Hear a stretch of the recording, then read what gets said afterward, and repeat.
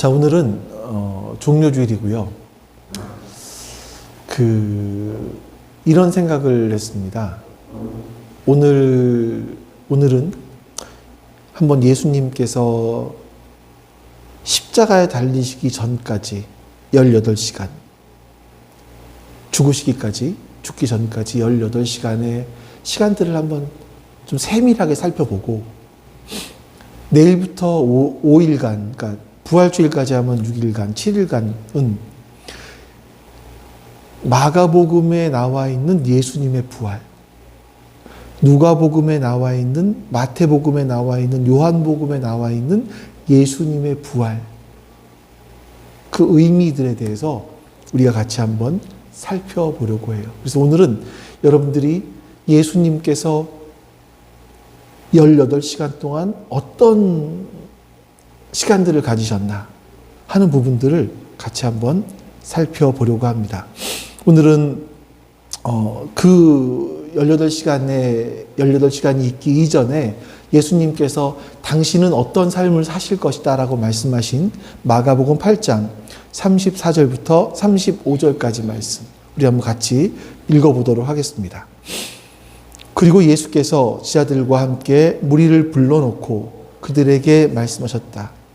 나를 따라오려고 하는 사람은 자기를 부인하고 자기 십자가를 지고 나를 따라오너라. 누구든지 제 목숨을 구원하고자 하는 사람은 잃을 것이요, 누구든지 나와 복음을 위하여 제 목숨을 잃는 사람은 구할 것이다. 아멘. 이 사복음서를 보면 기록된 내용들이 예수님이 무엇을 하셨다라는 것보다 예수님은 어떻게 죽으셨다라는 것에 초점이 더 맞춰져 있는 것 같습니다.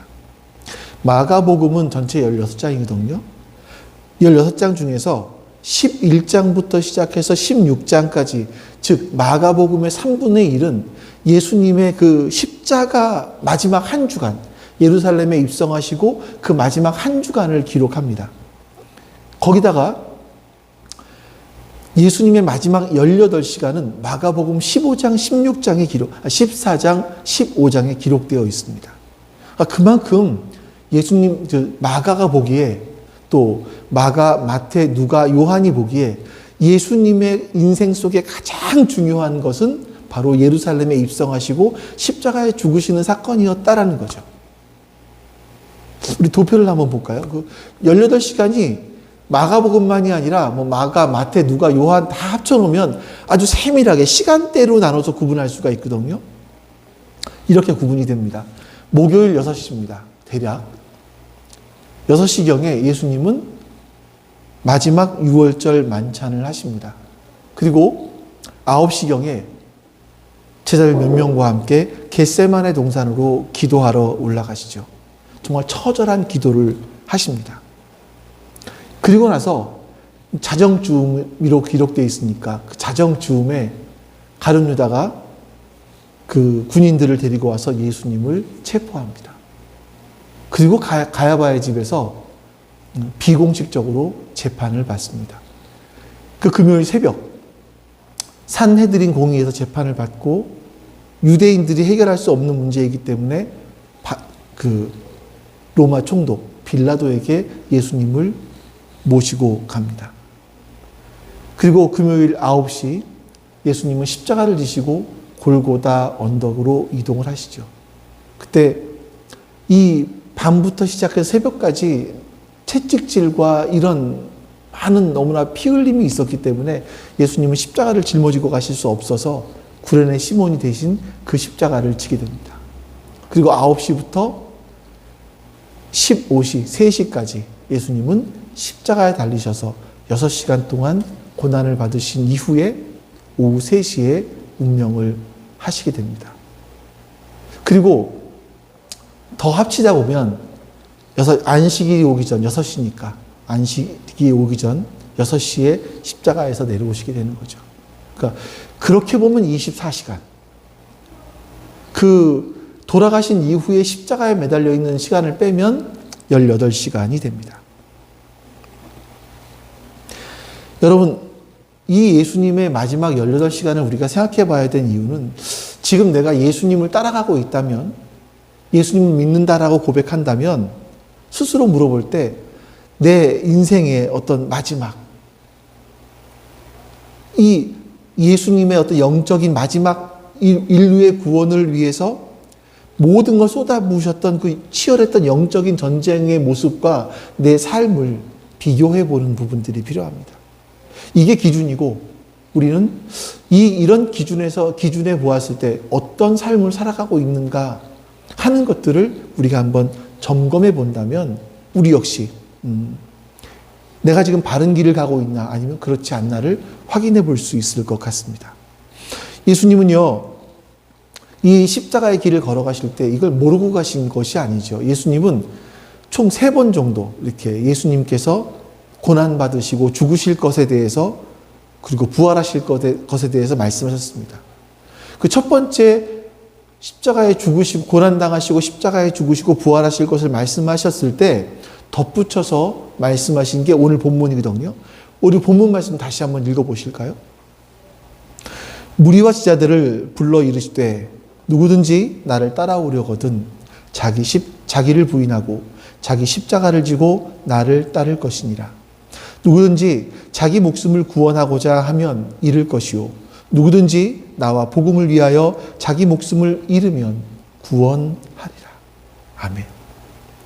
자, 여러분, 사실 이 말씀은요, 예수님께서 제자들에게 하신 말씀이기도 하지만 사실은 내가 이런 길을 걸어가겠다라고 하신 그런 말씀이 이 말씀이신 겁니다.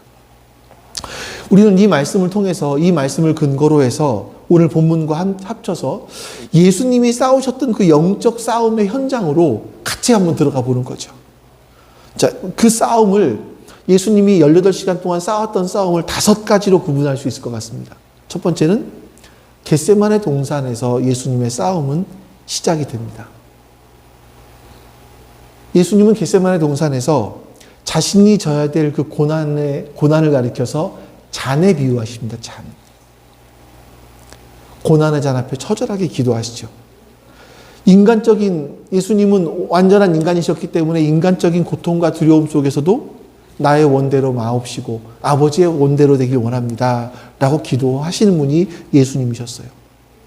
그건 하나님의 뜻에 대한 완전한 신뢰, 순종에 대한 결단, 이것을 가지고 치열한 싸움을, 내적인 싸움을 하신 겁니다. 이게 이제 우리 그리스도인들이 따라가야 될 모범이라고 할 수가 있죠. 우리가 이걸 보면서 한 가지 정말 깨달아야 될 게 이겁니다. 우리가 어떤 행동을 하기 전에 반드시 기도를 통해서 하나님의 뜻을 확인해야 된다는 거. 그리고 그 뜻에 순종해야 된다는 걸 예수님이 이 십자가의 길을 걸어가시면서 우리에게 보여주신 겁니다. 여러분, 기도의 자리가 정말 영적 자리예요. 기도의 자리가 영적 전투의 최전선입니다. 여러분, 겟세마네 동산, 올리브산이라고 합니다. 이 올리브산은요, 6월절에 사람들이 예루살렘 성전으로 예배 제사를 지내기 위해서 사람들이 이 이스라엘만이 아니라 각지에서 모여요. 그러면 머물 곳이 없으니까 이 올리브산에서 야영을 합니다. 밤에 텐트를 치고 순례객들이 야영을 해요. 수많은 사람들이 야영을 하고 밤에 잠을 자고 있는 이 시간에 예수님은 제자들과 함께 그곳으로 가셔서 기도를 하신 겁니다. 기도의 핵심은 이 잔을 내게서 옮겨 주시옵소서라는 그런 제목이었죠. 그 잔이 뭐였었습니까? 바로 인류의 죄를 대신해서 짊어지고 죽으셔야 되는 하나님의 뜻, 하나님께로부터 받은 사명, 그거였었습니다. 예수님은 이미 자신이 어떤 어떤 고난을 받고 죽게 되실지 알고 계셨어요. 그럼에도 예수님은 이렇게 기도하십니다. 이 잔을 내게서 거두어 주십시오. 왜 그럴까요? 우리나라 옛날에 충신들, 아니면 일본의 사무라이, 이런 사람들을 보면 정말 왕을 위해서 자기의 목숨을 초계처럼 버립니다. 일본 사람들은 할복을 하고 막 죽어요. 근데 예수님은 그게 두려웠을까? 죽음을 두려워하는 어떤 쫄보이기 때문에 예수님이 이렇게 이 잔을 내게서 옮겨달라고 말씀하셨을까? 어떤 의인들을 보면 자기의 목숨 하나 버리는 것, 이 나라를 위해 자기의 목숨 버리는 것 좀 아까워지 않습니까? 아까워지 않는 경우들을 봅니다. 그래서 우리 같은 경우는 뭐 열사라는 표현들을 간혹 하잖아요. 무슨 누구죠? 무슨 열사, 몸에 기름을 뿌리고 불을 붙이고 하는 그런 사람들도 있잖아요. 근데 예수님은 십자가에 죽으시는 게 그렇게 두려웠을까? 왜 이런 사람들이 이런 말을 하는가 하면 죽음의 본질을 알지 못하기 때문이에요. 죽음의 본질, 죽음이 무엇인지를 알지 못하기 때문입니다. 성경에서 말하는 죽음, 여러분, 성경에서 말하는 죽음은요, 단순하게 내 몸이 죽는 것을 말하지 않습니다. 성경에서 말씀하는 죽음은 하나님과의 완전한 단절, 더 나아가서 하나님께서 죄를 지은 인류를 향해서 하나님의 정의로운 진노를, 하나님의 정의로운 분노를 쏟아 부으셔야 되는데 그 정의로운 분노를 예수님이 혼자 다 감당하셔야 되는 거예요. 이거. 이 영적인 죽음이 고통인 겁니다. 고통. 예수님은 하나님이신데 하나님으로부터 떨어져요. 이 죽음, 이 고통을 예수님은 알고 계셨지만 그래서 예수님은 나의 원대로 하지 마시옵고 아버지의 원대로 되기를 원합니다. 이게 예수님의 기도였었습니다. 이건요, 하나님에 대한 정말 그 철저한 신뢰, 또 하나님의 뜻에 대한 철저한 순종, 이것만이 가능하게 한 결단이었던 거죠. 예수님은 이게 가능하게 하기 위해서 겟세마네 동산에서 땀방울이 핏방울이 될 때까지 기도하신 겁니다. 그 치열한 기도죠. 인류 역사상 어떤 인간이 드린 기도보다 더 위대하고 더 놀라운 기도, 결단이었던 겁니다. 여러분, 우리가 그리스도인으로 살아갑니다. 우리가 그리스도인으로 살아가는데 그리스도인으로 살아갈 때 우리가 치러야 될 대가가 있어요. 우리가 해야 될 결단이 있습니다. 우리가 여러분, 하나님께서 여러분들에게 예수님처럼 십자가에 죽으란 말씀을 안 하세요. 그런 극단적인 상황, 그건 아닐 거예요. 우리에게는. 지금 우리에게는. 하지만 여러분들이 치러야 될 대가들이 뭐냐면 때로는 여러분들의 시간을, 여러분들의 재능을, 여러분들의 재물을, 여러분들 어떤 사람들과 관계를, 내 인생의 편안함을, 어떤 이런 다양한 대가를 치러야 할 때가 우리 가운데 있을 수 있습니다. 근데 여러분, 많은 그리스도인들이 하나님에 대해서 내가 대가를 지불하는 것에 대해서 실패하는 이유가 있어요. 그 이유는 기도 없이 시작했기 때문입니다. 내 생각으로 가능할 것 같아. 내 의지로 이건 할 수 있겠지. 내 결단으로 시작하기 때문에 그런 거죠. 예수님조차 처절하게 기도하셨다면 여러분, 우리도 기도해야 합니다. 기도해야 합니다. 우리가 신앙의 싸움을 싸워야 되고 우리가 신앙의 대가를 치러야 되는 이런 부분에 대해서는 여러분, 우리의 의지, 우리의 훈련, 이것만으로 감당할 수 있는 가벼운 것들이 아닙니다. 정말 우리가 주님을 따르고 우리의 인생 속에서 어떤 열매를 맺기 원하신다면 우리도 예수님처럼 기도의 자리에 가셔야 합니다. 거기서 하나님의 뜻을 확인하고 내가 치러야 될 대가를 직면하셔야 돼요. 그러면서 하나님을 신뢰하고 따르기로 결단하는 그 기도. 그것이 우리에게 정말 필요한 겁니다. 첫 번째 예수님의 영적인 싸움은 바로 기도에서 시작되셨습니다. 두 번째는요, 제자들의 배신에 대한 싸움이 예수님께는 있었습니다. 정말 고통스러운 싸움이었을 것 같아요. 예수님은 기도를 마치시고 하나님의 뜻에 순종하기로 결심하시고 일어서십니다.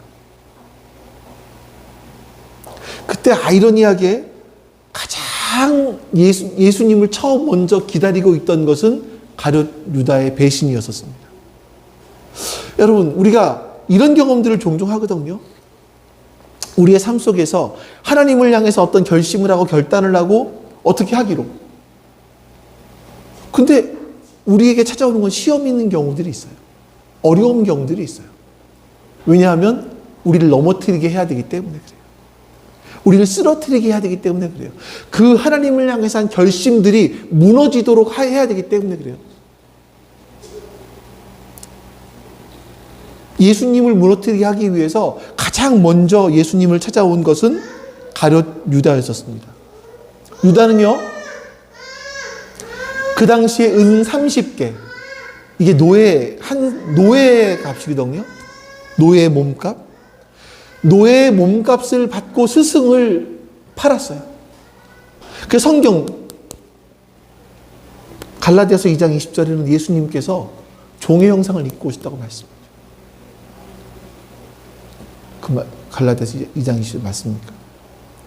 예수님은 종의 형상을 입고 오셔서 죽으셨어요. 갈라디아서가 아니네요.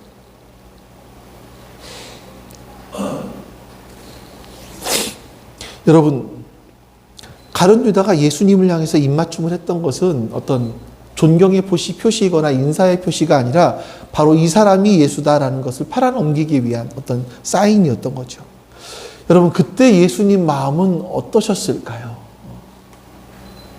어떠셨을까?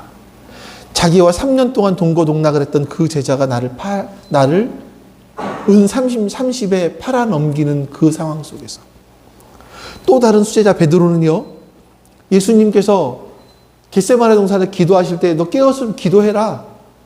잠자지 말고 깨어 있어라 라고 말씀하시는데 베드로는 자요. 예수님이 잡혀가시는 순간에 베드로는 칼을 휘두릅니다. 예수님이 하지 말라고 하신 일인데 그 어리석은 행동을 합니다. 깨어 있어야 될 때 잠들어 있고 하지 말아야 될 일을 하고 있는 그 베드로의 모습. 이런 베드로가 결국은 예수님을 3번이나 저주하고 부인합니다. 예수님은 가장 믿었던 사랑하는 제자들에게 결정적인 순간에 함께 해주지 못했고 그들은 예수님을 부인하고 저주하고 배신합니다. 예수님은 그런 경험을, 처절한 경험을 하세요. 우리가 이 땅을 살아가면서 그런 경험들을 하게 됩니다. 내가 예수님을 믿고 따르기로 결심했어요. 근데 바로 그때 나를 찾아오는 것들이 나를 넘어지게 하는 것들이에요. 난 이렇게 예수 믿기로 결심했어. 아이고, 너 같은 게 어떡해. 인정해주지 않을 때가 많습니다. 사람들은 내가 예수님 믿기로 결심했던 것에 대해서 인정받기를 원하지만, 이건 목말라 하지만, 예수님을 따르는 길은요, 때로 세상에서 인정받는 것과는 정반대의 길로 걸어가게 되기도 합니다. 때로는요, 내가 저 사람을 정말 사랑해야지 결심해요.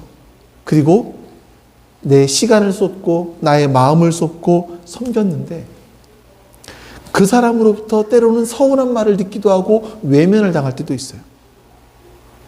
그러니까 여러분, 사랑이라는 걸 우리가 알아야 될 것 같아요. 사랑이라는 건 내가 이 사람에게 100% 주면 그 사람이 나에게 100% 돌려줄 것이다라고 하면서 하는 건 사랑이 아닌 것 같아요. 제가 지금까지 저의 이야기만은 아닙니다만 경험해 본 것에 의하면 우리가 그 사람을 100 사랑하잖아요. 100만큼 사랑하잖아요. 그러면 한 40 정도밖에는 다시 못 돌려받는 것 같아요. 60%는 돌려받지 못한다고 생각하는 게 맞지 않나 싶어요. 이게 당연한 일이겠죠. 우리가 사랑으로 섬길 때 그 대가가 돌아오리라고 기대하지 마십시오. 이게 주님이 겪으셨던 싸움 중에 하나였었습니다. 우리는 이 땅을 살아가면서 그런 싸움에 동참하게 됩니다. 자, 그리고 또 하나, 3번째. 예수님은 산헤드린 공의회에서 아주 불법적으로 재판을 받습니다. 근데 참 놀라운 게 뭐냐면 예수님은요, 논쟁하지 않으세요. 자신에 대해서 변호하지 않으세요. 그럼 예수님이 변호할 실력이 없냐? 아니요. 성경에 기록된 예수님께서 서기관들, 바리새인들과 논쟁하는 걸 보면 예수님의 논쟁의 실력은 엄청나십니다. 자신의 논리를 이야기하시고 그 이야기를 관철시키는 그 능력은 대단하세요. 근데 예수님은 자신을 변호하기보다 침묵으로 일관하십니다. 묵묵하게 하나님의 뜻, 자신이 가야 될 길을 걸어가시는 거예요. 예수님의 재판을 보니까 어떤 분이 하는 말을 들어보니까 예수님의 재판의 과정은 20가지가 불법이었다라고 얘기를 해요. 대충 보면 예수님 유대 율법에 의하면 사형 재판은 밤에 할 수 없고요. 또 체포 당일날 선고할 수도 없고요. 안식일이나 절기가 있었을 때는 열릴 수도 없고 대제사장이 집에서 그걸 할 수도 없습니다. 그냥 어떤 자신의 힘에 의해서 어떤 권력자들의 힘에 의해서 짜 맞추어진 재판이었죠. 또 사형의 집행권은 로마에 있습니다. 유대인들에게는 없어요. 속국이었었기 때문에. 그래서 예수님은 빌라도에게 넘겨지는데 빌라도는 예수님을 놓아주자라고 얘기하지만 유대 지도자들 그리고 거기에 선동된 군중들은 예수님 대신에 바라바를 놓아주자 이렇게 외칩니다. 근데 여러분 이 모든 과정 속에서 예수님은 침묵하세요. 침묵하세요. 충분히 자신을 변호할 수 있었음에도 불구하고 침묵하세요. 이건 왜 그럴까요? 자포자기하신 것이 아니라 내 인간적인 방법으로 나의 옳음을 증명하지 않겠다는 겁니다.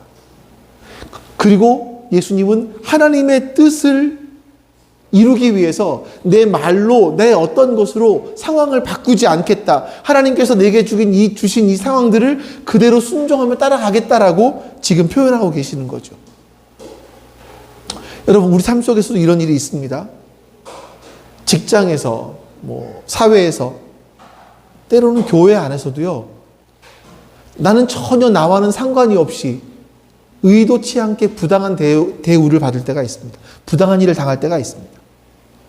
그때 우리는 일반적으로 나를 굉장히 변호해요. 나 그렇지 않은 사람이야. 나 이런 일 한 적 없어. 굉장히 변호합니다. 근데 이 예수님께서 우리에게 보여주신 이 침묵은요. 우리에게서는요. 다른 길을 보여주세요. 우리가 어떤 현란한 말하는 것보다 아주 논리적인 말하는 것보다 우리가 그냥 걸어가야 될 길을 묵묵히 걸어가는 것이 가장 강력한 우리의 발음을 우리의 옳음을 보여주는 증거가 될 수 있다는 걸 예수님은 보여주시는 것 같아요. 여러분 때로 우리가 이 사회에서 살아가면서 직장에서 복음을 전하지 않는 때가 참 많이 있는 것 같아요. 그건 여러분 사실 핍박이 두려워서는 아닌 것 같습니다. 내가 혹시나 내 직장 동료에게 예수님 믿으라고 이야기했다가 관계가 불편해지진 않을까? 저 같으면 지금 이런 사람들이 막 기독교 목사 그러면 막 이상한 눈초리로 쳐다보고 있는 그때에 사람들이 나도 거기에 그냥 이렇게 몰아서 같은 취급을 하지 않을까? 이런 사실, 그렇게 낙인 찍히지 않을까라는 그런 마음들이 있어요. 여러분, 이런 것들이 과연 불의한 권세 앞에서 자기 길을 걸어가신 그 예수님의 모습과 우리가 얼마나 닮아 있을까 하는 이런 생각들을 하게 되는 거죠. 여러분, 때로는 우리가 하나님의 뜻을 이루기 위해서 오해를 받을 수도 있고 불편을 감수해야 될 때도 있습니다. 하지만 우리는 그 길을 묵묵하게 걸어가야만 하는 거죠. 자, 그리고 네 번째인가요? 예수님은요, 체포된 순간부터 십자가에 돌아가시는 그 시간까지 아주 정말 극심한 육체적인 고통을 겪으셨습니다. 채찍질, 십자가형의 잔혹함 속에서 예수님은 온 인류의 죄값을 대신 치르기 위해서 하나님의 진노를 온몸으로 감당하셨던 거예요. 보니까 예수님은 체포되신 이후에 얼굴을 가리게 됩니다. 그리고 손바닥으로 그 얼굴을 맞아요. 주먹으로 맞습니다. 손바닥으로 때린다라는 건 유대인들에게는 굉장한 경멸함이거든요. 그리고 그 후에 십자가형을 당하시기까지 아주 끔찍한 채찍질을 당하시죠.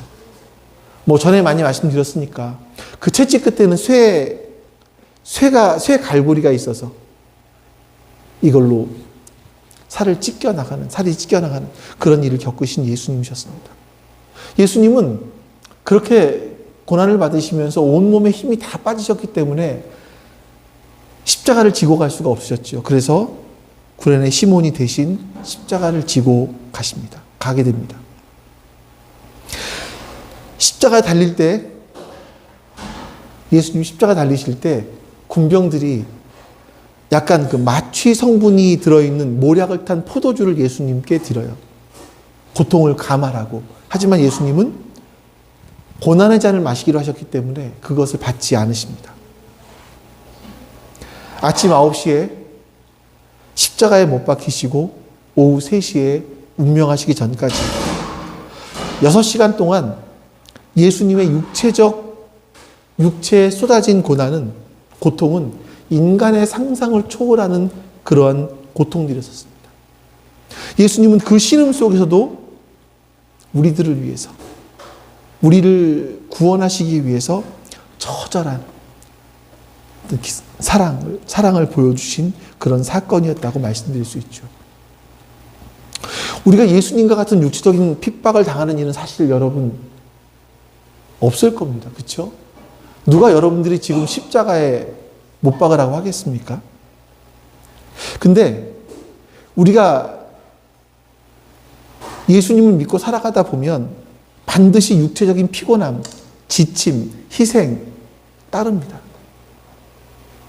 다른 사람들과 똑같이 직장을 다니면서 우리는 교회까지 나오거든요. 때로는 봉사, 섬김도 합니다. 여러분들은 주말에 쉬고 여행 가고 싶지 않으세요? 우리는 때로는 그런 마음들과 싸워야 되는 거죠. 물론 주일에 다른 사람은 여행 가는데 나는 여행 못 가고 주일날 교회에 나왔다. 이게 예수님의 십자가 고난과 비교할 수 있는 비교한다는 자체가 너무나 사실 죄송하고 부끄러운 일이긴 해요. 근데 우리가 살아가다 보면 어떤 인생의 한계에 부딪힐 때가 있어요. 꼭 교회 가서만 예배 드려야 되나? 온라인으로 하면 되지? 나 너무 지치는데? 이런 마음이 들 때가 있지 않으십니까? 하지만 여러분 기억하십시오. 우리가 누군가를 위해서 희생을 하고 수고하고 주님을 위해서 제가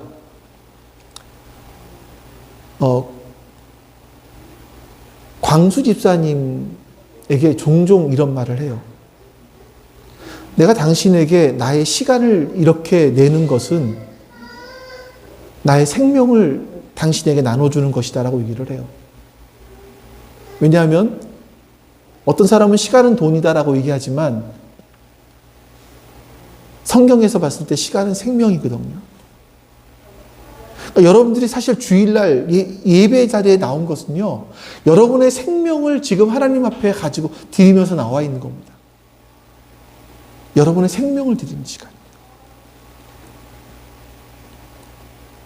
이게 내 피곤함, 나의 욕구, 나의 갈망 이런 것들이 있지만 그런 거 다 포기하고 하나님께 시간을 드리는, 하나님께 나와서 내 생명을 드리는 이 시간, 그 시간이야말로 여러분 예수님의 싸움에 동참하는 또 하나의 방법입니다. 그러니까 여러분 이 시간이 헛된 시간이 아니에요. 여러분이 예배드리러 나온 시간이 헛된 시간이 아니에요. 이 시간에 여러분들이 하나님 앞에 있음을 알고 내가 하나님 앞에 독대하고 있음을 알고 예배 드린다면 절대 이 시간은 헛된 시간이 아닙니다. 여러분의 생명과 연관된 너무나 중요한 시간인 거죠. 그리고 예수님은 육체적인 고통뿐만이 아니라 더 정신적인 모욕감, 조롱 이런 거를 견뎌내셔야만 했습니다. 그러니까 사람들은요, 때로는 육체적인 고통을 주기보다 정신적으로 모욕감을 주는 걸 더 즐겨하는 것 같기도 해요. 우리의 말을 가지고 사람들을 조롱하고 모욕하고 깎아내리고 이런 거 굉장히 좋아합니다. 그래서 부모가 자식들한테 이야기하는데 보면 굉장히 모욕적으로 얘기할 때가 있어요. 사람들은 예수님의 눈을 가리고 얼굴을 때립니다. 그래서 이렇게 얘기하죠. 너를 친 자가 누군지 맞춰봐라. 수많은 기적들을 행한 메시아라면 맞춰봐. 모욕을 합니다. 빌라도가 놓아주려고 했지만 군중들은 바라바를 놓아주라고, 예수님은 십자가에 못 박으라고 소리칩니다. 말도 안 되는 사람과 예수님 비교를 당하세요. 하나님이신 분이 그런 모욕을 당하십니다. 군병들이 예수님의 옷을 벗기고 자색 옷을 입혀요. 그리고 가짜 왕이라고 희롱을 합니다. 여러분, 십자가 위에서 신음하고 계실 때 아래서는 군병들이 예수님의 옷을 제비 뽑으면서 나눠 갔습니다. 지나가던 사람들 이렇게 말하죠. 남은 구원하면서 자기는 구원 못하는구나. 조롱합니다. 성전을 사흘 만에 헐고 짓는다고 말하는 그 사람이 네가 하나님의 아들이거든 자기를 구원하고 십자가에서 내려와 봐라. 이렇게 예수님을 조롱합니다. 어쩌면 여러분, 예수님의 그 고통은 육체적으로 당하는 고통보다 정신적인 모욕감, 이게 얼마나 컸을까 생각이 들어요. 예수님은 하나님이신데 말이죠. 근데 예수님은 거기에 대해서 단 한마디도 변호하지 않으십니다. 변론하지 않으십니다. 묵묵히 그 모욕감을 감당하시는 겁니다. 여러분, 우리에게도 이런 싸움이 존재합니다. 세상에서는요, 우리가 그리스도인답게 살아가 보려고 할 때, 야, 아이고, 네가 무슨 그리스도인이야. 진짜 예수 믿는 거 맞아? 라고 조롱할 때가 있습니다. 더 무서운 게 뭔지 아십니까? 우리 안에 스스로 나를 향한, 야, 넌 지금 예수 믿은 지가 얼마나 됐는데 아직도 이 모양이니? 아직 이거밖에 안 돼? 스스로 영적인 어떤 침체, 자기 연민에 빠질 때도 있습니다. 저 역시도요. 저는 이번 고난주간 동안에 여러분들한테 강요 안 해요. 저는 아침에 좀 금식을 하려고 합니다. 제가 너무나 해이해져 있는 것 같아요. 예수님에 대해서. 이래서는 안 되겠구나. 좀 예수님의 고난에 동참해야겠구나. 아침 금식을 해야지. 저에게 있어서 아침 금식은, 어떤 분들은 아침에 식사 안 하고 출근하는 분들이 있잖아요. 그런 분들이 아침 금식하는 건 너무 쉽죠. 근데 저에게 아침 금식은 정말 어렵습니다. 전 아침에 제 삶의 루틴이 있거든요. 근데 그거를 이렇게 빼먹는 건, 꼭 먹는 사람이 안 먹는 것도 어려운 일인 것 같습니다. 근데 저는 한번 좀 예수님의 고난에 동참한다라는 그런 마음으로 해보려고 합니다. 그리고 사실은 일주일간 저는 말씀과 함께 살아야 되는 거죠. 여러분들에게 말씀을 전하기 위해서. 많은 부분들이 말씀이 준비되어 있습니다만 이미 또 계속해서 설교를 준비하고 영상을 찍고 편집해 올리고 이런 일들을 일주일간 하게 됩니다. 그래서 저는 이 일주일간을 예수님께 오늘 드렸으면 좋겠다. 목요일 하루는 빠지네요. 제가 아이를 가르쳐야 되니까. 그러니까 여러분들에게도 좀 어떤 그런 결단? 내가 예수님을 생각하면서 무언가를 해봤으면 좋겠다. 요즘 들어서는 이런 거 많이 해요. 여러분, 미디어 금식. 좀 텔레비전 안 보겠다. 요즘 텔레비전 아니죠? 핸드폰 안 보겠다. 이런 금식을 하기도 합니다. 한번 여러분들도 스스로 어떤 금식 같은 예수님을 생각할 수 있는 그 무언가를 해 보셨으면 좋겠어요. 자, 그리고 예수님께서 겪으신 마지막 싸움 중에 하나는 하나님 아버지의 침묵이었습니다. 침묵. 예수님은 평생 하나님과 동행하셨던 분이셨습니다. 그분의 능력을 나타내신 예수님이셨습니다. 근데 결정적인 순간에 하나님으로부터 완전히 버림받은 것 같은 영적인 고통, 단절, 이거를 경험하시는 거예요. 예수님이 살아갔던 공생의 기간들을 보면 하나님의 임재, 하나님의 능력 가득 차 있었습니다. 수많은 기적, 말씀을 가르침, 이걸 통해서 그분이 하나님으로부터 오신 분이라는 걸 사람들에게 넉넉하게 보여주셨습니다. 근데 마지막 그 치열한 순간, 마지막 치열한 영적인 싸움, 십자가에 돌아가시기 그 이전의 그 18시간 동안에는 하나님의 임재가 느껴지지 않는 거예요. 예수님 마지막에 이렇게 말씀하십니다. 엘리 엘리 라마 사박다니. 아버지 아버지 어찌하여 나를 버리십니까? 예수님은 하나님이 자신을 버리신 것 같은 그런 단절을 경험하신 거죠. 그럼에도 불구하고 하나님은 예수님을 외면하십니다. 이건 여러분, 예수님이 왜 마지막에, 하나님께서 왜 마지막에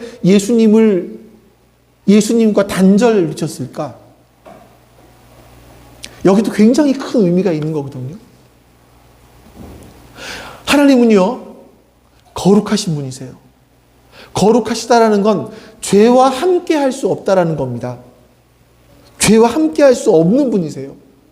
근데 하나님이신 분이, 그 아들이신 분이 모든 인류의 죄를 대신 짊어지셨고 죄인이 되셨습니다. 죄인. 그 죄인이신 분이 죄인이 되시다 보니까 하나님과 단절될 수밖에 없었던 거죠. 하나님께서 그 아들을 죄인 취급하시는 것도 힘드셨지만 그 아버지 하나님의 침묵을 온몸으로 받아내셔야 됐던 예수님의 고통 역시 상상할 수 없는 그런 고통이었을 거예요. 십자가에서 나의 하나님 어찌하여 나를 버리십니까? 라고 말씀하신 그 말씀. 하나님 왜 침묵하십니까? 왜 나를 외면하십니까? 라고 예수님은 그런 고통 가운데 있으셨던 겁니다. 여러분, 예수님의 이 18시간 동안의 치열한 싸움을 보면 정말 때로는 예수님이 인간적으로는 실망스럽기도 해요. 어쩜 이렇게 무력하게 죽으실 수 있지? 이런 생각. 근데 예수님께서 고통당하시는 동안 하늘에서는 아무런 일도 일어나지 않습니다. 그냥 단순하게 죽으실 때 하늘이 잠깐 어두워졌다가 밝아진 거, 이거밖에 없었습니다. 예수님의 부르짖음에 어떤 구출, 어떤 심판 전혀 없었습니다. 만약 이것이 역설적인 것이 뭐냐면, 만약에 그때 무슨 일이 벌어졌다면 예수님의 죽음은 완성되지 않았을 겁니다. 여러분, 예수님은 진짜로 죽으셨습니다. 하나님이 인간을 위해 죽으시는 것, 이건 세상 어떤 종교에도 없는 그런 부분들이죠. 그때 하나님께서 딱 2가지만 딱 이렇게 점을 찍어 주셨어요. 한 가지는 뭐냐면 백부장의 고백입니다. 이 사람은 정말 하나님의 아들이었다. 이 고백, 진실로 하나님의 아들이었다라는 그 고백 하나 딱 찍어 주시고, 또 하나가 뭐냐면 성전의 휘장을 위에서부터 아래로 갈라주신 겁니다. 이거는 이방인의 구원, 성전 시대가 드디어 끝난다.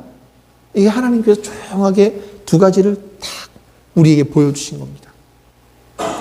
여러분, 주님을 따르는 삶을 살아갈 때 우리의 인생 가운데도 기도하지만, 열심히 섬기지만 우리의 인생 가운데 아무런 일이 일어나지 않을 때도 있습니다. 기도했는데 즉각적인 응답이 없습니다. 이런 예가 하나 있어요. 에콰도르에 원주민들을 선교하기 위해서 선교사로 갔던 짐 엘리엇이라는 분이 있습니다. 그분은 비행기를 타고 몇 명이 팁을 꾸려서 내려가지고 자신들이 선교하기를 원했던 그 원주민들 앞에 섰는데 그 원주민들이 창에 맞아 죽습니다. 복음 한마디 전해보지 못하고 죽었어요. 그래서 그 당시 신문사에서는 뭐라고 했냐면 위대한 낭비다. 이렇게 얘기했을 때 그 안에는 뭐라고 말을 하냐면 하나님께 드려지는 것 중에 낭비는 없습니다. 이렇게 표현해요. 결국 그 에콰도르 그 부족은 복음화됐습니다. 그 사람들의 핏값은요, 반드시 열매를 맺습니다. 반드시 열매를 맺습니다. 자, 우리들에게 있어서 좀 가슴 아픈 얘기 한번 하죠. 우리 부모들이 피를 흘리지는 않겠죠. 사실 부모들의 눈물 뿌림이 있어야 됩니다. 눈물의 흘림이 있어야 되는 거죠. 자녀를 위한. 그거 없이 자녀들이 믿음의 사람으로 잘 성장하길 바란다고요? 아니요. 그렇지 않습니다. 여러분들의 눈물의 기도가 있어야만 합니다.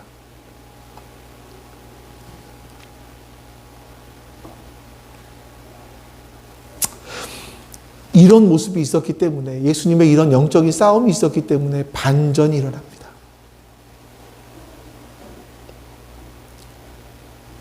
때로 우리의 인생 가운데도 아무 일도 일어나지 않는 것 같은 그런 시간들이 있어요. 그럼에도 불구하고 하나님의 주권을 인정하고 예수님의 길을 따르는 제자의 길을 살아가야 되는 것이 우리의 모습입니다. 예수님께서 십자가에 달리실 때 여러분, 이번 주일부터 보겠지만 남자들은 다 도망갔습니다. 여자들만 남았습니다.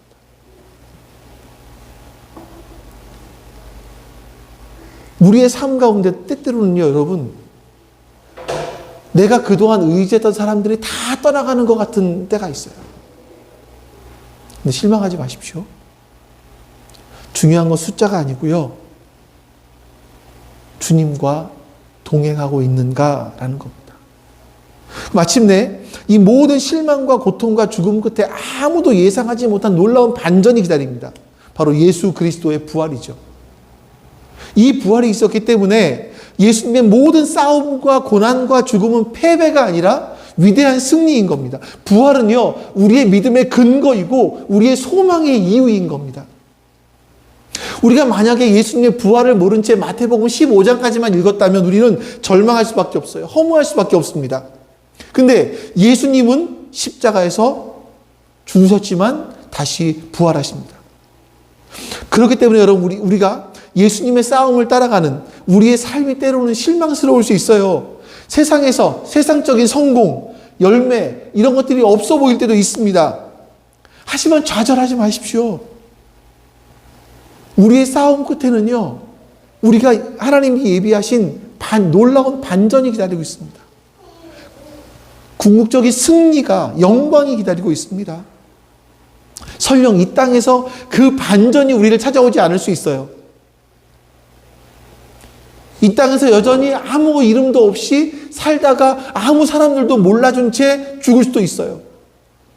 그러나 여러분, 하나님 나라에서는 완전한 반전이 기다리고 있습니다. 여러분, 예수 믿는 거 어렵습니다. 왜냐하면 예수 믿는 건 그냥 교회에 나오는 게 아니기 때문에요.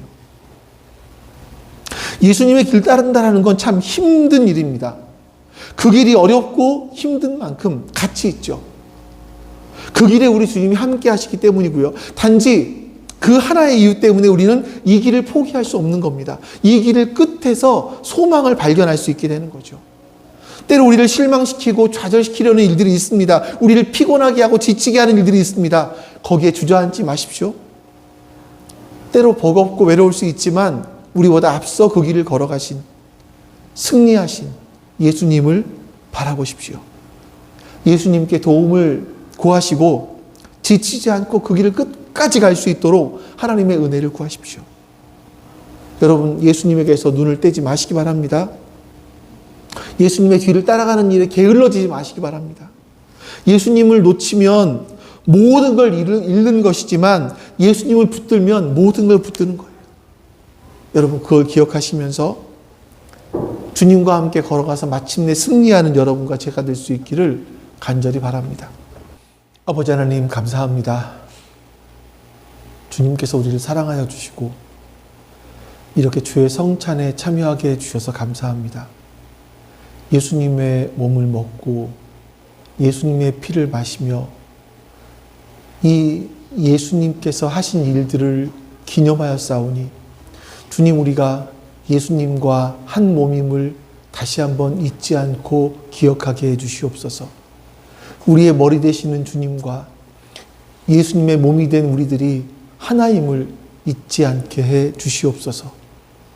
여호와는 내게 복을 주시고 너를 지키시기를 원하며 여호와는 그의 얼굴을 내게 비추사 은혜 베푸시기를 원하며 여호와는 그 얼굴을 내게로 향하여 두사 평강 주시기를 원하노라.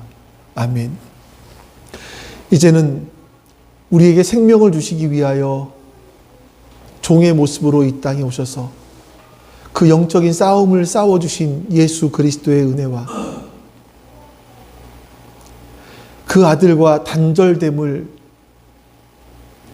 그 아픔을 경험하시지만, 그 아시지만 그럼에도 불구하고 우리를 구원하시기 위해서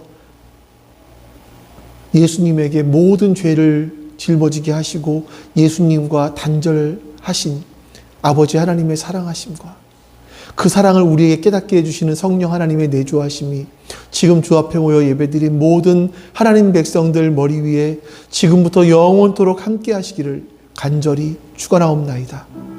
아멘.